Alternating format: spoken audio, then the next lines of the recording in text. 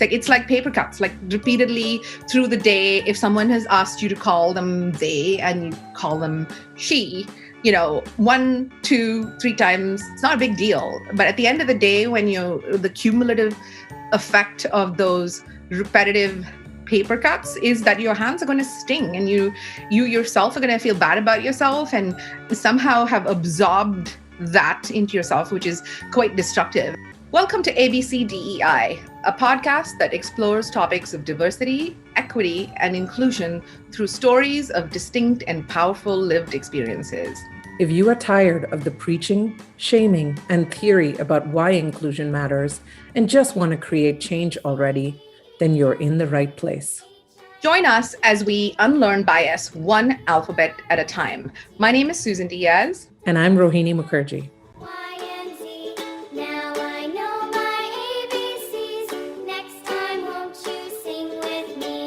Hello, and welcome back to ABCDEI. Today, we have with us a guest, and we're going to talk through a few subjects from a perspective that's slightly different than many that you might hear.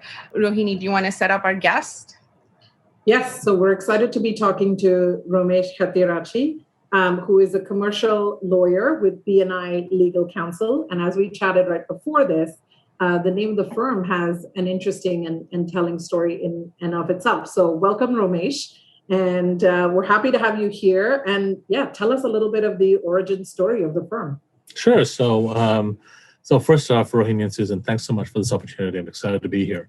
I set up my own law firm, B&I Legal Counsel, a couple years ago, and primarily focusing on this idea which I call proactive lawyering. So it's the idea that lawyering is a relationship, and we as lawyers are there to guide our clients to their success. We're serving as guidance and as advisors.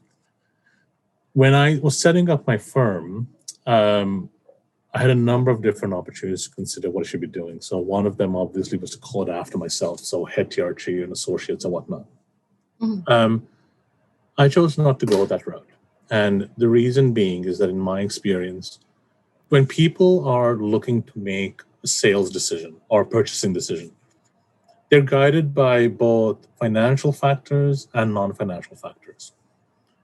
And oftentimes the non-financial factors are really driven by concepts like comfort, fit, ability to like the other person inside of the transaction. And one key component of that was being able to pronounce the name of the other person. And that was my experience prior to starting up my firm. And so when I decided to start up my own business, I made the conscious decision to actually move away from calling it after myself and after something that was a little less connected to myself. It's called B&I Legal Counsel. And it stands for Business and Innovation Lawyers, in essence. And that's a decision which I think was a controversial one, because I think a lot of people expected me to go with my own name. Funnily enough, however, my legal name of the entity is RH Law Professional Corporation. So I've actually got a blend of the two worlds. So I know that when it comes to the actual registration name of the government, it's RH Law, which reflects who I am. But then in terms of my engagement with clients, it's actually going under a business operating name. And I often recommend that approach, especially if you don't necessarily want your business to be connected with yourself personally. But it's definitely a challenge if you're a person of color trying to navigate a system where you want to succeed, but you're concerned that the length of your last name could be an impact in the success of the business, right? I get that. Yeah, I do. It's, this, what Rohini was talking about when we were chatting in the green room a little bit around that cost of participation being perceived as so high that if I got that wrong, I would, somehow be called out and it would be wrong and, that kind of thing. So in light of that, it's interesting to me that in a way, what you're talking about is taking some of that threatening factor, making it a little bit non-threatening, if you will, right? So, and I know that you've said that is an approach that you believe in. So talk to us a little bit about how that plays out and what got you started thinking about that. So I think the first step, lawyers at the outset are intimidating, especially if you're a newcomer to Canada, or if you're a young person, or you're new to business. Hiring a lawyer at its core is intimidating. Mm-hmm. And most lawyers are fairly costly. So you want to be able to make the right decision, right? And oftentimes, the reality in the profession is that a lot of clients will only hire lawyers whose images are those that you've seen on TV. So the traditional lawyer on TV would be white, male, female, very few South Asian lawyers or Black lawyers or queer lawyers, right? So I think that you as business owners and entrepreneurs, you've got to navigate these things in ways in which those that don't have these differences don't need to consider navigating, right? And again, the decisions you make in terms of how you choose to call your business after you or not after you are incredibly personal issues. I'm not saying there's a right answer here. Mm-hmm. And you might listen and say, look, I prefer to call my business. That's okay. Well, kudos to you, right? The decision making that you've got to have really is structured around what is the ease of use, what is the relationship you can build between the customer and yourself through your business. And if that relationship can be built using your name, have at it. There are certain other industries where it may be simpler to anglicize or shorten your name. And if that's a decision you make, that's okay. That's a decision that you make. Mm-hmm. The wonderful part about doing business is that it's actually really a reflection of who you are and the decisions that you make. And that's something that I really enjoy being a business lawyer, just seeing my clients build their own businesses that really reflect their own decision making, their own personalities. Yeah, I think, for me, one of the interesting elements of that decision is, and I agree with you, Romesh, I don't think there's a right or wrong answer. It has to be, you have to make that decision based on your comfort level, based on your environment, perhaps to some extent your industry or your specific, place of employment or clients.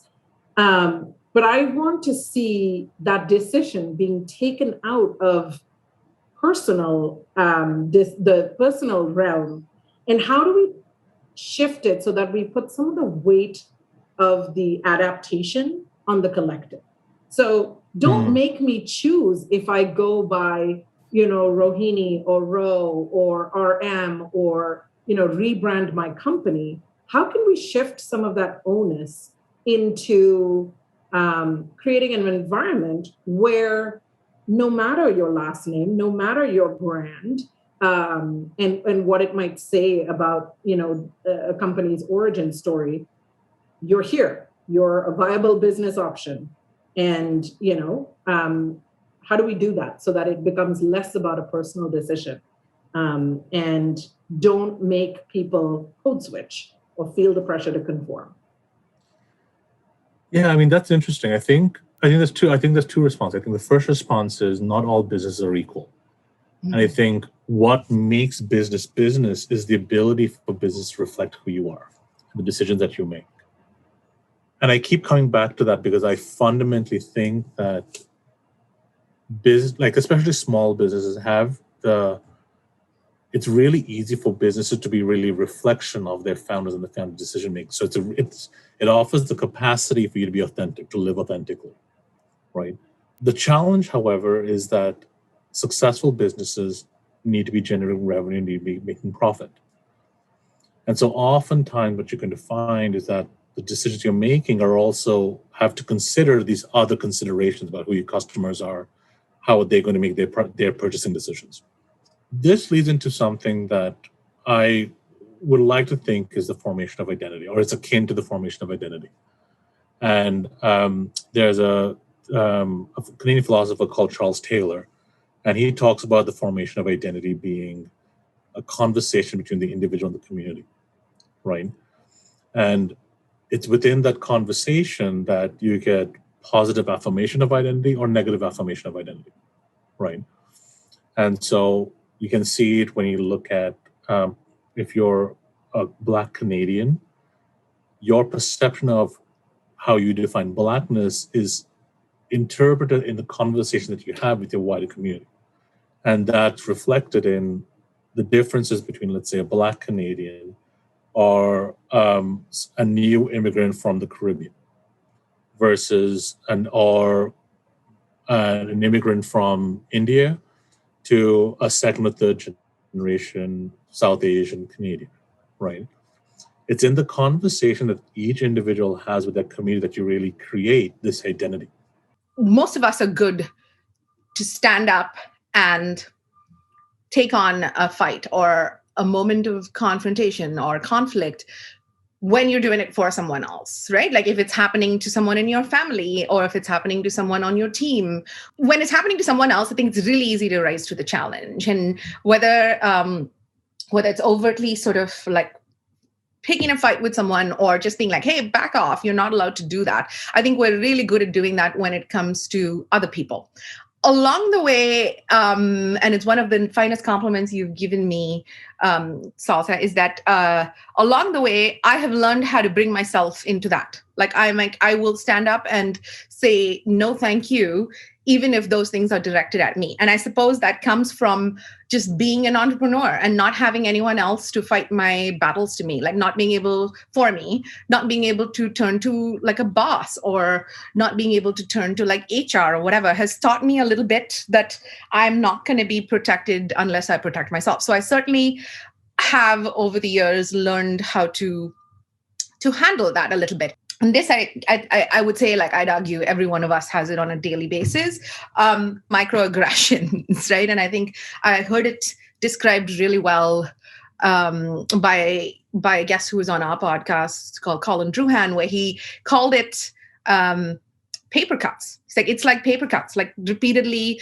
through the day. If someone has asked you to call them they and you call them she, 1, 2, 3 times, it's not a big deal. But at the end of the day, when the cumulative effect of those repetitive paper cuts is that your hands are going to sting and you yourself are going to feel bad about yourself and somehow have absorbed that into yourself, which is quite destructive. And one somewhat flippant example, but I got to tell you, it irritates me, is I get often asked for Indian recipes, most particularly chicken tikka recipes. Now, I've tried to cerebrally work this out for myself and say, well, of course they ask you that because you're a good cook and you talk about food often. You used to be a food blogger, like all of those things that I've told myself why I shouldn't be offended by that. But the fact remains, if a relationship with you is purely reliant on you asking me those like cliched questions and you don't even know me well enough to know that I'm vegetarian and I don't actually make chicken tikka, then that's straight up microaggression. And I know I've had a few confrontations about this with people, but I'm like, why are you asking me that? Like, I wouldn't be standing outside a beaver tail and wanting to know from you, white person, whether or not I should get cinnamon or banana. So it's really in the same vein, right? But some people find that hard to accept. They're like, well, you're my Indian friend. Like, why wouldn't you give me the chicken tikka recipe? If you like what you're hearing, don't forget to hit subscribe and please drop us a review. If you want to learn more about us or the ABCDEI podcast, visit abcdei.ca.